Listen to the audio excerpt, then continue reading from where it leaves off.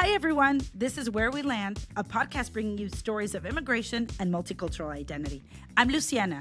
And I'm Claudia. We're sisters and we're from Peru, but we live in the U.S. On today's episode, we have Nelly Ortiz. She was born in the U.S. to immigrant parents from Colombia, but her first stay in the U.S. was brief. Her family moved to Colombia before her first birthday. Nelly is the co-founder and CMO of Spark Founders, an AI-powered co-founder matching platform. So if you're looking for a co-founder, a CFO, CTO, this is the platform for you. She's also the founder of Techie Biz, where she assists tech companies with their go-to-market strategies and building their digital teams. We talked to Nelly about always being on the move versus staying in one place and planting deep roots, cultural differences in dating, and the highly disputed question of how many continents are there. Nelly was really fun to talk to. Here's our conversation with Nelly. I just want to start by saying, well, obviously, we are friends. We've known each other for 10 years. Yes. 2014. Wow. January It feels 2014. it feels like more, Lucy. I thought because we lived so long and New York made us so tight because we were like our own family. Yeah. That it felt yeah. like even more. We met in graduate school in New York City. If I could just describe Nelly, like, it was so funny when we were doing the sound check because you were 10, 9. Because if I were to describe Nelly, Nelly is someone who, when I think about her, she's dancing. Nelly is a party. She is dancing. That is like probably the Colombian in you, but Yeah. it's like you appear like with like a Disney character does with a song. Like you, that is what I think about when I think of Nelly. Okay. All right. So, where in the world does your journey start? So funny enough, everyone knows me as this Colombian dancer, as you described me before. But I was born in California. My dad was, he was in the Navy, the Colombian Navy, for 30 years, a little bit more. And both of my parents were Colombian, and I didn't have to deny any of my citizenships. For example, my uncle, he was born in the United States too. He worked at NASA for almost 30 years. And he could because he was a U.S. citizen, but he had to deny his Colombian citizenship at that time. So Oh, interesting. Okay. sometimes you have to choose. I luckily didn't have to choose. I'm a very proud Colombian and American. I love both countries, has pros and cons. Yeah. But, I would never say I'm from California just because people will look at me weird. I'm like, wait, you don't really have a California accent. Or like, Right. You're like, Nothing really. no, in my voice, the Colombian really stuck out. Yeah. But that's where I'm from. I promise. exactly. Like, I can show you my passport. So you grow up in Colombia, really? In Cartagena? Mostly. So just to not make it super long, Mhm. I went to 11 schools before college because Oh, my Wow. dad, wow. it's like the Navy. Navy brat, the Navy brat lifestyle. Like they call it Navy brat. I don't know why the brat is there, but You're like, again, I object. I wasn't I a know. brat. object. I've heard that term and I just like pretend like I know what it means, but I don't know. I'm assuming they were like, oh, I've been in so many places. I don't know. It's very different, the Colombian Navy to the U.S. Navy. But it's the principle is the same. You're moved everywhere constantly. So I was, the longest I lived anywhere is actually New York City when I was an adult. That was 10 years. But before that, I've always jumped from one place to another, like 2 years, 1 year, max maybe 3 years, and then we just always change. And even if we go back to a city, like let's say Bogota, I lived in Bogota 2 to 3 times. Every time I go back, I don't know why we never went back to the same school. Like, it was a different Oh my school. God. Your parents. This explains why you're so good at making friends, man. Like, Right. So growing up, were you exposed to American culture? And what was that image you had of America? Obviously, you were in Colombia, bopping around from one place to the other, and you knew you had been born in California, but I'm assuming you didn't remember much. So what was your idea of America growing up, and what kind of American things were you exposed to? The movies. Okay, yeah. The movies was like always like, look, I learned English watching Sony Entertainment Television and Warner Didn't we Brothers. all the Latin American kids did. Sony Entertainment Television was this thing that only existed in Latin America because it was a subsidiary, right, for the region. And it had all the All the American shows. all the shows. Like Friends. Like we watch Friends, Friends, at Sony. Felicity. Felicia. Dawson's all these- Creek. We were exposed to all these things, and it's funny story when because I was exposed to, I knew I was born in the United States, but it wasn't like a big part of my life until like I was in high school, and my parents were like, "Why don't you go to like United States and learn English?" Because even though I knew English, I didn't really practice it. Like if you think about it, who do you practice English with? Your professors. No, Like, right. Yeah, no. Yeah. you don't really speak it. So my mom had the amazing idea to send me to her cousin's house in Indiana. Okay. Granger, Indiana, in the middle of the cornfields. And that was my first real US adventure as teenager adult, I guess. Like I Wow. was 17, I think. I was 17. And did you practice your English? Was there anyone in the cornfield to talk to? Funny story, that was my first American boyfriend, which I oh had. my I get it, gosh. Nelly. You were only there 6 months, but she was like, I'm getting an American boyfriend. I met him like the first day of school. I was very lost, and it really was like a movie because I was like, oops, I don't know where to go. And this guy is like, can I help you? I'm like, yeah, could you take me home? I don't know where it is, but I think I know how to get there. And that's literally how I met this guy. Wow. Were you literally like when you got to the cornfields? Were you Yeah. like, is this the US? I've been tricked with the movies? No. So American Pie was the movie at the time. Uh-huh. So I was like, okay, high school lockers, the cool kids, the nerds. I was like, is that the reality? Is that what I'm like gonna see? And that was exactly what I saw. Like Wow. to the T. I was like, wow. how is this so real? Like Wow, Indiana, what a so real. cliche. it Yeah.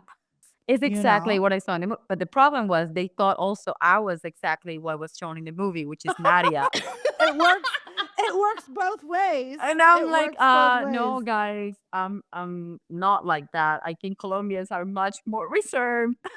Oh my The god. exchange student from like the American Pie movie. Oh. So I had to always explain myself, kind of like, Right, the spicy No. Latina. Oh You're my like, gosh. I'm not that type of exchange no. student, guys. No. Sorry. No. so then I went to Cali, Colombia, and I graduated in the school called La Colina. And I remember I didn't like it at all because it was so, it is a small town feeling. Like they've been friends for ever since they were like kids.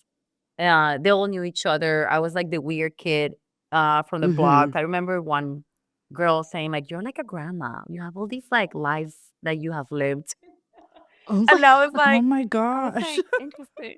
But because they did the same thing, they dressed the same way, they acted very similar. It was such a weird sensation to go back to this where I have actually been exposed to many, many things already. Yeah. So I felt a little entrapped at the beginning in that school. I decided to stay and do university in Bogota. But I was always also trying to experience everything all the time. So I applied to every international I don't know, academic program. And I did an exchange program at Holland, so at Tilburg University, which was amazing. So much fun. I learned much more in my shared kitchen with people from all over the world than going to class. Like it was just like we will be there at 3 p.m. talking about like our family's culture, trying to laugh at a joke that comes from another country is very hard. It's an art. It's an art. I also did a foreign exchange, a 6 months foreign exchange when I was in college. And it was the same thing in Europe. I was in Madrid. And it was the same thing with kids from all over the world, and we would all stick together and hang out. And it was some kids you really have to spend a lot of time with to even notice when they're making a joke. because Yeah. you really, you're like, oh, this is their sense of humor. They think Maybe, this is funny. maybe 3 days later, you're like, oh, I think that was I a think they were joke. kidding. I think they were kidding. One day Yeah. we were like, oh, let's just tell jokes. You know, we have nothing to do. We're just there. And then everyone will tell a joke and people will be like, huh. And then they're like, they have to explain the joke. And I'm like, it's not funny anymore when you This is not good. I know. It's not. So sad, but it's so true. But it's funny, one of those conversations we were just having, talking about, I don't know, the most basic thing, which is continents, and we couldn't agree. And I remember in this table, we were sitting down, a Canadian, a Brazilian, a Colombian, a Swedish person, and of course, American. And we know, I remember the American being so pissed because he felt insulted. And then he was like, I went to University of Texas. I don't know where you guys went. But like, Oh my God. Not I the remember I was University of like, Texas. I'm like, whoa, So whoa, whoa, sorry. whoa. So sorry about the Ivy League that you attended, sir. So like I Googled it because of course you go to Google. And it really showed. It said like depending on where you were educated. Yeah. You were course, yeah. educated differently. And that's when I like my mind was blown. I can't believe we can't even agree in continents. Yeah. So eventually you do move to the US, like Luciana mentioned, for your postgraduate degree. So when I come back to Colombia, I have Mhm. the EBGBs kind of like I can't stay here. Like I think every international student that comes back to their country has this Mhm. realization of like, no, no, no, no, no, no. I need to leave. I need to do something. I applied to every single program that I got via email or opportunity or anything. And I got this scholarship at Lehigh University in Pennsylvania to just go there for a summer. But that was my last summer before graduation. So I really have, like, I was like, I'm going to do whatever it takes to just stay in the United States or do anything. For me, it was like, I just can't go back to Colombia and work there. Like, I needed to get out somehow. So 2010, and I found a job as a bartender first in New York City. My dad wasn't happy at all that I was bartending or cocktail waitressing while he was like spent so much money on my education back in Colombia. You know, Right. Colombia education is extremely expensive. It's, you know, America education really by itself. Yeah. And he was like, I cannot believe you're using your education for this. I'm like, Dad, you know me. Like I was literally like on napkins writing my cover letters and CVs and applying to jobs. And people are always constantly like, why are you writing there? I'm like, I'm constantly trying to figure out how I'm going to actually stay here because I didn't know if I could. Like, you know, Right. it's good money in terms of cash and tips, but I don't want to do this the rest of my life. This was like Right. a good like entry level job for me to get cash to buy my Mac, like to do something. Right. Right. But like I had to find a real job. So I started going on my network. I met the CEO of this company at that time called Brain Juicer. Now it's called System One. I met them at a conference in Cartagena, Colombia, because again, I also applied to another program and get his card. And when I'm in New York, I'm like, I remember this guy. I was like, I wonder if they have an office in New York City. So I reached out to him. I was like, hey, do you remember me? Like I was so and so. And I was like, I wonder if you have an office here. I would love to work with you. He goes, we do. Talk to the CMO. She's in New York, you know, and then that's how I got my first real job in Oh, marketing. wow. Nice. Again, Nelly Making those chatting, contacts work for you. Yeah. Yes. Yeah. And that's one thing that I always tell people that are landing in a new place. It's like, don't be afraid to reach out to people. I feel like Latinos are so much, especially Latinos, so much into like, I have to be introduced to someone and I have to be like, you know, in the inner circle. Like I was never like that. So when I landed in the US, I was like, I know I have to reach out to people. I have to get to, you know, know people somehow, network, go outside. And New York is one of those places that is amazing for that. Networking, events, putting yourself out there, and people are extremely open to hear you out. And Yeah. so I love that about New York City. And then that was my first job. So once you had that job, did your family come around? Were they now like, okay, she has a quote unquote real job now. We're supportive of her staying in the United States. Yes. So I basically didn't give you an option because I was like, I think I'm staying in New York. I got a job. I got an apartment. And then eventually, when you go to do your program at NYU, where you meet Luciana, Mhm. there you find another type of community. What was that like? How did that come about? So funny enough, from all the friends that I had my first 5 years in New York, I don't think I had almost any Latino friends. And Oh, wow. that's how integrated I was in like the New York culture. Like I remember I used to call my birthdays the UN. Like there was no country that repeated itself. Like it was just very different, multicultural. And I remember when I went to NYU, that was the first time I had a very big Latin community because we like very organically ended up working with the Latinas of the group and having like a very tight group. And between us, we would get together and we got to speak Spanish together for like 2 hours that we would hang out. And if Oh, someone would invite a non-Spanish speaker, it's like, but can you just like this is our moment. This is yeah, I our know. moment, right? Yeah. Like it was that, and that was like because that's what we wanted in that night. Sure, other nights, let's go out. Like let's go with everybody. Everyone's invited. Bring anyone. But there were like these moments where you just want to feel a little closer to home. And that's what that group was really nice for. I completely agree. I still remember that time we went to one of our friends' house and we was just us. And of course, only Spanish that night. Like it was just the core group. Hmm. And uh we didn't even have music on. And suddenly the police knock our door. And then they said The they loud said Latinas. they said like, oh, the neighbors were saying that you guys were having a party. We're like, we're literally just talking. We're literally talking.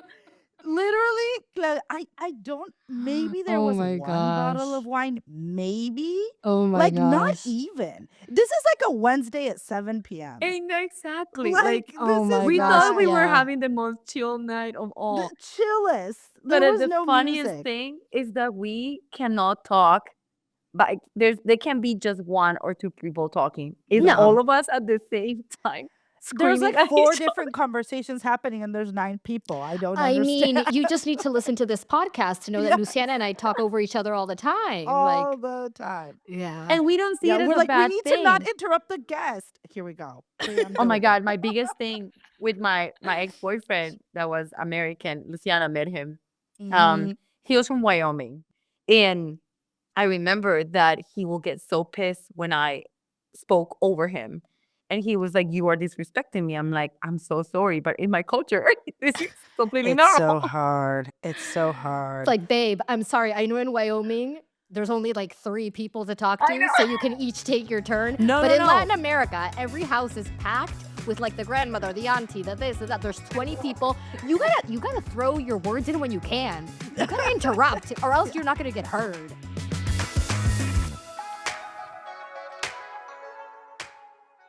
You ended up in the pandemic, you moved to Miami, and Yes. that's where you're currently based, correct? Yes. I've been Yeah. here for almost 5 years now. So I'm curious about what it's been like to date in the US versus what that would have looked like in Colombia, for example. Because I lived in many places, my culture is a little bit of a mix of things. I do have a lot of Colombian in me, but there's so many things that are very American or Mhm. very, so very international. Because I wouldn't even like the whole citizen of the world. I feel like they have their own lingo too. Like people that have lived in many places, Yeah. they understand each other in many levels. Like you are self-sufficient. Like Mhm. you do your dishes and your laundry and stuff. Latino men, oh my God. Like they get out of their homes at 35 now. Like I remember one of my best friends when he was getting married at 33, he was like, I'm gonna miss my mom. And like she doing my laundry and cooking for me. And I'm like, oh my God, grow up. Like Oh my god. I Yeah. know. Oh But so no. true. Yeah. it's So true true. that Yeah. Yes. the reality of the culture. Americans are more self-sufficient. But if an American hasn't get out of their state, that's a very hard sell. Like for me, if someone hasn't got out of their town or don't have a passport, imagine when I go traveling, what are they gonna say? Just Mm-hmm. just that would be like a completely change of life. Like if Yeah. they wouldn't understand it, some people literally are like, why am I getting out of the United States? The United States has it all. Like, I don't want to go anywhere else. And I'm like, wow, that's a whole different perspective of my perspective. And there's nothing Right. wrong with theirs. What I'm saying is not mine. So lifestyle wise, it just we're not gonna be a match. Yeah, I almost see it like it's not even like American or different from Colombian. I see it because in what you've told us, yeah, because in what Yeah. you've told us, an American person that has never left their state, for example, is actually sounding very, very similar to what you experienced in Cali, where you were like, Right. oh, these people are grew up together and have never left Cali. And oh my gosh, this feels so different to me because I've been a little army brat that's been everywhere, you know? So it's almost like not American or versus Colombian. It's more just like there's people that have traveled a lot because growing up they had to, like yourself.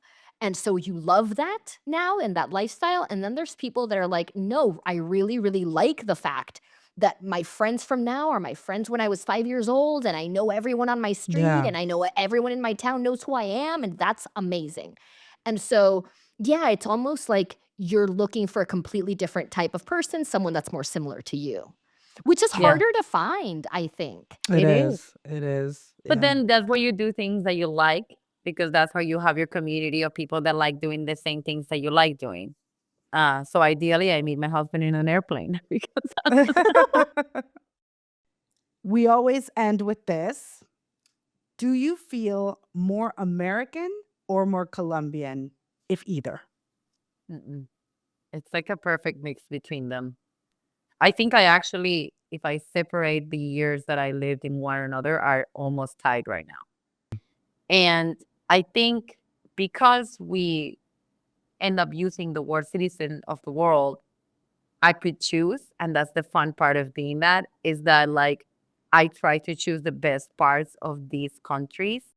I Mhm. do have those two and they coalesce, it's not mutually exclusive. Yeah. Okay. Mhm. Yeah. Well, you feel very much like a mix for Yeah, sure as you you've been do. talking. Yeah, You that do. tracks. Mhm. So we have a fun little segment that we like to do called Speak My Language, where we ask our guest to teach us a word or phrase that doesn't have a direct English equivalent, or that you just maybe it has an English equivalent, but you prefer how it sounds in your own language. So do you have a word or phrase like that? Yes. Mhm. So Tell my us, tell favorite us. word of 2024 was apapacho. And yes, Wait, does it mean the same thing in I know. Colombia as it does in Peru?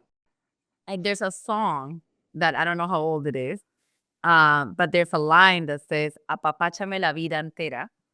And Mm, I am obsessed with that cute. sentence because it's much more than a hug.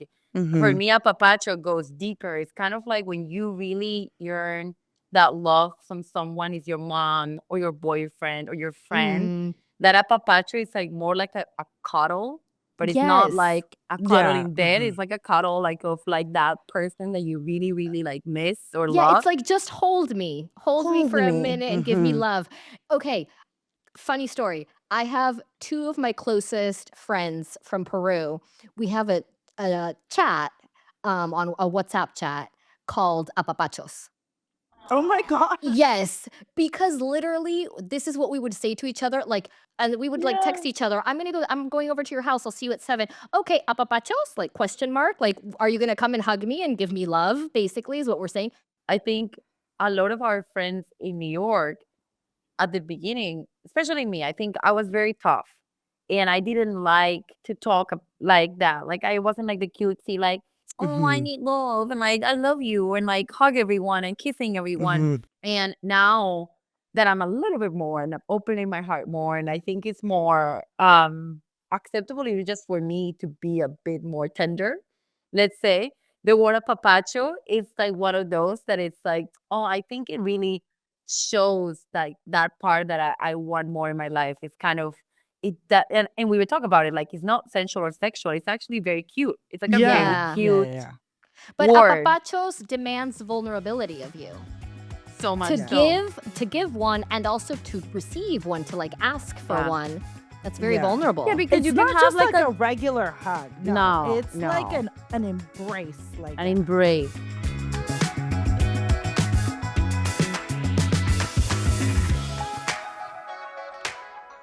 Okay, so tell me, how did that land? so fun to have Nelly on. So fun. Isn't she just like Yeah. quite a character? Like she is just. We she's laughed a lot in that one. We a laughed lot. a lot. We hugged. Oh my She gosh. is just so fun and lively and upbeat and just like you can just kind of I feel like she has her own theme song and it's probably salsa music, in the background. And that's who she is from the day I met her 10 years ago to now. I had obviously knew a lot about her. We had talked so many times, have been good friends for 10 years, but hearing her story from the beginning, from like just coming to, I knew she had traveled a bunch, but I did not know she had applied to so many schools. And I just didn't realize how much she hustled. Like what really stuck with me is how much she's really hustled.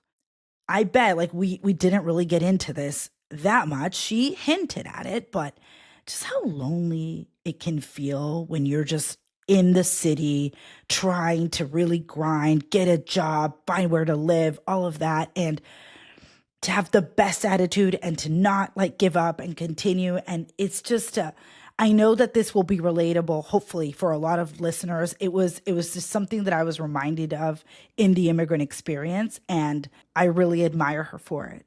It reminded me of like my own. I don't like to call it like, oh, my struggle, because, there's so many different types of struggle. The spectrum of struggle is huge, right? I hear Nelly's story and I just have so much like, oh my God, you really were faced with like a lot of adversity. There were like a lot of challenges there. But in the moment when I was job hunting during grad school, and for those of us that have done it on the student visa, we know you have a finite amount of time to secure a job. Yes. Or you have to leave. Or you have to leave the country. Yeah. And securing the job means you are basically given permission to work for a year or 3, depending on your field, depending on your visa, right? I had 1. And you have to get a job. So that's for 1 year. But what employer wants to invest in an employee that can actually just stay 1 year? Not a lot. So you have to convince this employer to also sponsor you for an H-1B visa or other type of work visa. And I remember I had actually a WhatsApp group called Support Group, shout out Support Group. And we would update each other and like lift each other up and just, on our process and like really, just like we're together in this process at the same time. If we had heard of something, we would go to networking events together. We were hustling. I remember you hustling. I remember because we would like text or sometimes like chat over, like have a WhatsApp call or whatever. And I remember like in that period of time when you were hustling and you're like trying to find a job after NYU, trying to find a job. I wanted And one before graduation, I didn't have to stress with the time ticking. Right. That's when it starts to tick.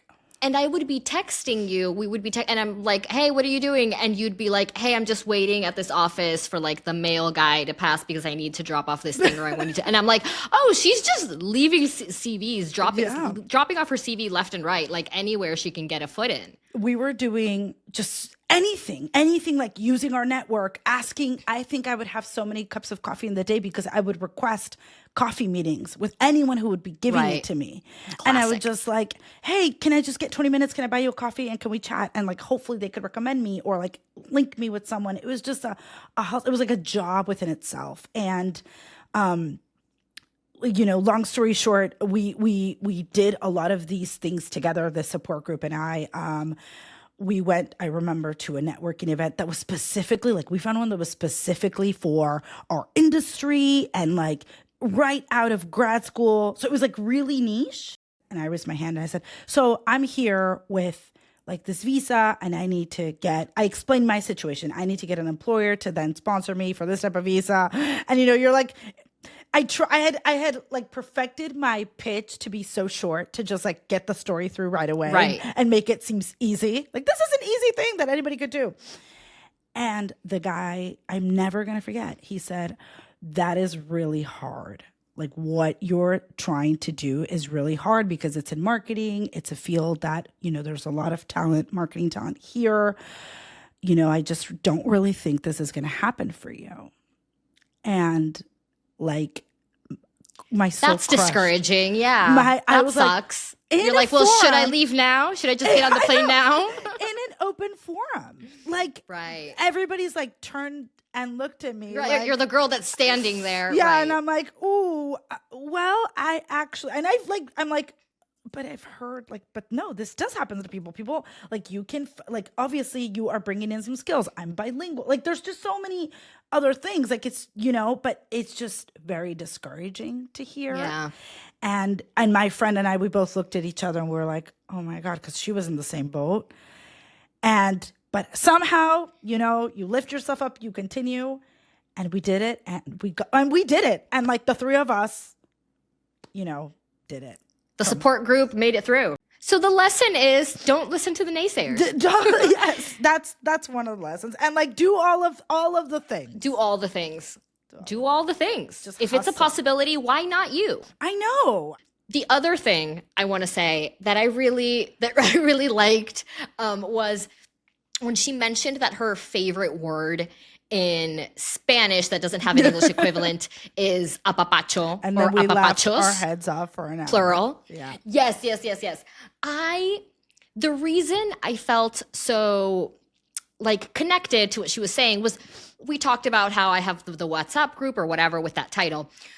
But beyond that, when I was thinking about that, I was like, wait, there is no English equivalent. There is no English equivalent. And I was like, wait, I think I made up an English equivalent because I use the word hogs.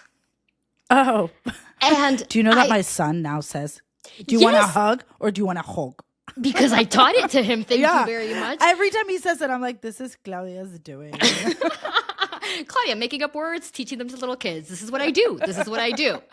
And so, yes, I love the word hug because for me, it really communicates. Because hug is whatever. You can hug your neighbor. You know what I mean? But Hug your neighbor is the soundbite from this episode.